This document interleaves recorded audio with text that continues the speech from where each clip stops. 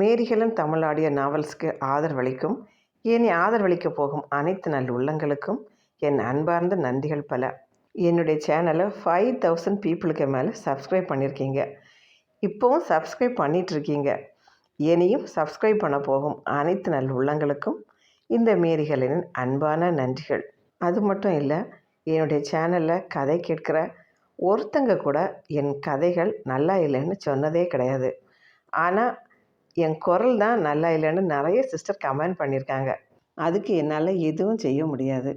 அது மட்டும் இல்லை, நிறைய பேர் என் கதைகளை கேட்டு சூப்பர்னு கமெண்ட் பண்ணுவீங்க பாருங்கள். நீங்கள் போடுற கமெண்ட்டை வாசிக்கும்போது எனக்கு அவ்வளவு ஹாப்பியாக இருக்கும். அதிரடி கல்யாணம் காதல் தான் நான் எழுதின முதல் நாவல். அந்த நாவல் கிண்டல்லையும் ரொம்ப நல்லா போச்சு. அதை பார்த்து நான் 2வது பாகத்தையும் எழுதினேன்.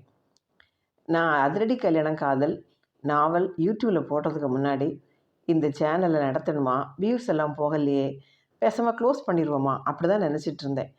சரி, கடைசியாக ஒருக்க ட்ரை பண்ணுவோம் அப்படின்னு நினச்சி தான் ஒரே ராத்திரியில் அதிரடி கல்யாணம் காதல் அந்த நாவலை ரெக்கார்ட் பண்ணி போட்டேன்.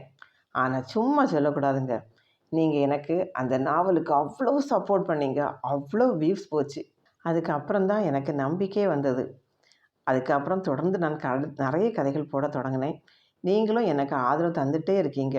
இனிமேலும் எனக்கு நீங்கள் அனைவரும் ஆதரவு தருவீங்க என்று நம்புகிறேன். அதிரடி கல்யாணம் காதல் 2ஆம் பாகத்தில் ஆதித்யா மற்றும் அபிதியின் மகளின் வாழ்க்கையில் நடக்கும் எதிர்பாரா நிகழ்வுகள், பிடிக்காத திருமணம், பிரிவு, அதற்கு ஆதித்யா எடுக்கும் அதிரடியான முடிவு, இதை பிரசிதமாரின் குரலில் கேட்டு மகிழுங்கள்.